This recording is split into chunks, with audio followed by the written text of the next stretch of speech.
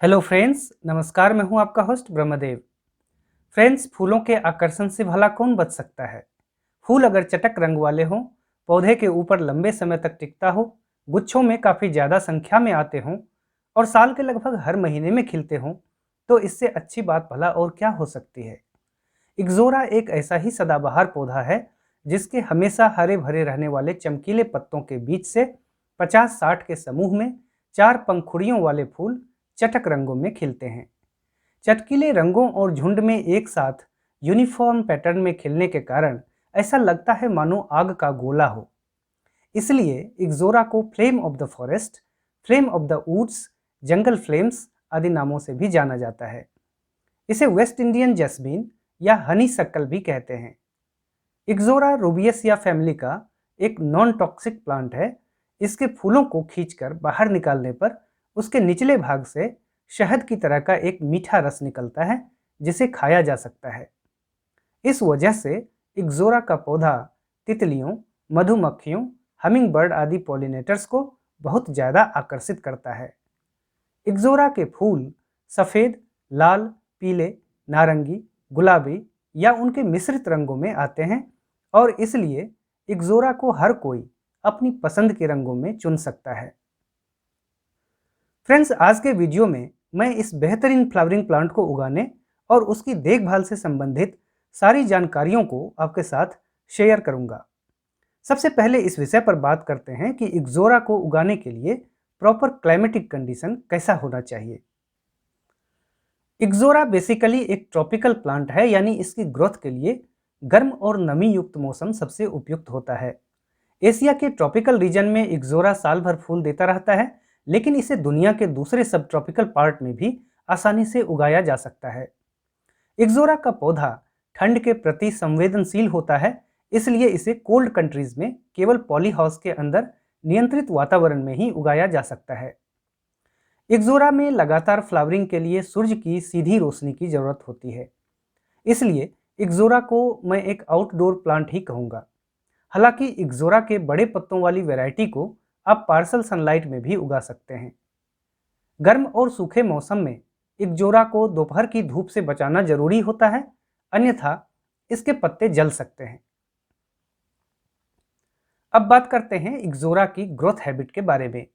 इक्ज़ोरा एक धीरे धीरे ग्रो करने वाला पौधा है। यह इतना धीरे धीरे ग्रो करता है कि केवल 5-6 इंच के पॉट में इसे 2 से 3 साल तक आराम से रखा जा सकता है। इक्ज़ोरा के कुछ स्पेसीज की अधिकतम हाइट केवल 2 फीट तक की होती है, जबकि कुछ की हाइट 12 फीट तक जा सकती है। हालांकि पॉट में ग्रो करने पर इक्ज़ोरा के लिए 8 से 10 इंच तक की साइज वाला पॉट ही पर्याप्त होता है। धीरे धीरे बढ़ने की प्रवृत्ति के कारण इक्ज़ोरा को ऑर्नामेंटल पर्पस के लिए उगाने के अलावा बोंसाई बनाने के लिए और हेज प्लांट के तौर पर भी उगाया जाता है। इक्ज़ोरा के छोटे या मध्यम आकार के पौधे आपको 4-5 इंच के प्लास्टिक पाउच में किसी भी लोकल नर्सरी में आसानी से मिल जाएगा। रंगों का चुनाव आप अपनी पसंद के अनुसार कर सकते हैं। इक्ज़ोरा को लगाने का सबसे अच्छा समय वैसे तो बरसात का मौसम होता है, लेकिन गर्मी के किसी भी महीने में यानी अप्रैल से सितंबर के बीच इसे आप लगा सकते हैं।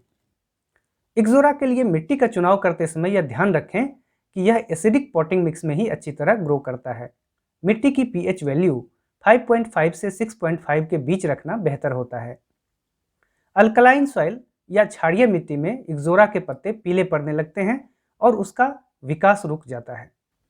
मिट्टी आपके पास चाहे जैसी भी हो, अगर उसमें पर्याप्त मात्रा में वेल कंपोस्टेड ऑर्गेनिक मैन्योर को मिलाया गया है तो पीएच से संबंधित समस्या का सामना आपको नहीं करना पड़ेगा। इसलिए इक्ज़ोरा का पॉटिंग मिक्स ह्यूमस से भरपूर और ऑर्गेनिकली रिच होना चाहिए। मैंने जो पॉटिंग मिक्स लिया है उसका कंपोजिशन मैं आपको बता देता हूँ। इस पॉटिंग मिक्स में साधारण गार्डन सॉइल की मात्रा है 10 बराबर भागों में 4 भाग यानी 40%। मोटी वाली रेत या बजरी की मात्रा है 2 भाग यानी 20%। लीफ मोल्ड या सूखी पत्तियों की खाद है 1 भाग या 10% की मात्रा में, और बाकी के 3 भाग या 30% की मात्रा में है वर्मी कंपोस्ट, काउडंग कंपोस्ट और चाय पत्ती के कंपोस्ट की बराबर मात्रा का मिश्रण।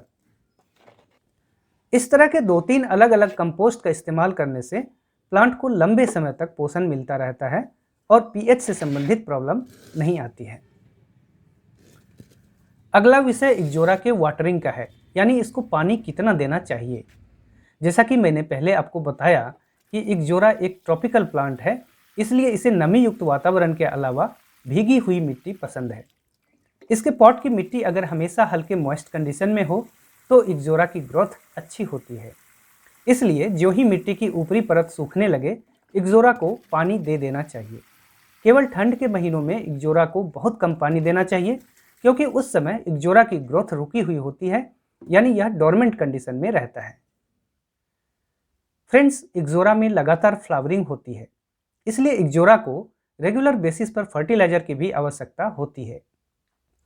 अप्रैल से लेकर अक्टूबर तक हर 15 दिन के अंतराल पर इक्जोरा को लिक्विड फर्टिलाइजर देना चाहिए। लिक्विड फर्टिलाइजर के तौर पर इसे आप कंपोस्ट टी दे सकते हैं या all purpose organic liquid NPK fertiliser भी दे सकते हैं, जिसे तैयार करने के प्रोसेस का पूरा वीडियो मेरे चैनल पर उपलब्ध है। ऊपर जो आई बटन वाला लिंक दिख रहा है, उसे दबाकर भी आप उस वीडियो को देख सकते हैं। इसके अलावा महीने में एक बार थोड़ी मात्रा में चाय पत्ते की खाद या काउ डंग कंपोस्ट या वर्मी कंपोस्ट या किचन वेस्ट कंपोस्ट, जो भी आपके पास उपलब्ध हो, इक्जोरा के पॉटिंग मिक्स की ऊपरी लेयर में जरूर मिक्स करना चाहिए। इस तरह रेगुलर बेसिस पर फर्टिलाइजर अप्लाई करने से इक्जोरा में फूलों की कमी कभी नहीं होगी। इक्जोरा के फ्लावर्स लॉन्ग लास्टिंग होते हैं। फूलों के हर गुच्छे 4 से 6 हफ्तों तक तरोताजा बने रहते हैं। इसके बाद खुद ब खुद सूखकर पौधों से अलग हो जाते हैं। ऐसे समय में जरूरत पड़ती है इक्जोरा के पिंचिंग और प्रूनिंग की। इक्जोरा के फूलों के झड़ जाने के बाद गुच्छे को नीचे से काटकर हटा देना चाहिए। इक्जोरा के फूल हमेशा नए ब्रांचेज में ही निकलते हैं। इक्जोरा के फ्लावर बड की पिंचिंग करने से नए सूट्स तेजी से निकलते हैं।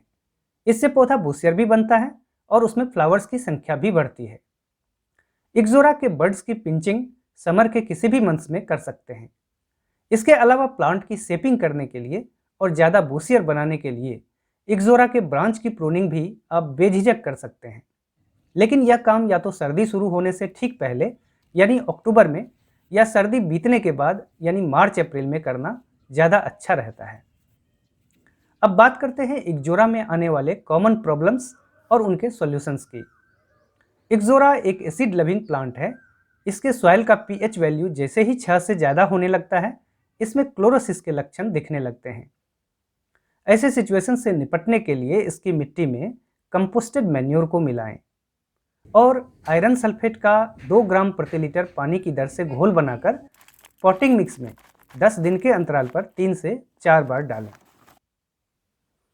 इसके अलावा माइक्रोन्यूट्रिएंट पाउडर का 1 ग्राम प्रति लीटर की दर से पानी में घोल बनाकर महीने में एक बार प्लांट के ऊपर फोलियर स्प्रे भी करना चाहिए।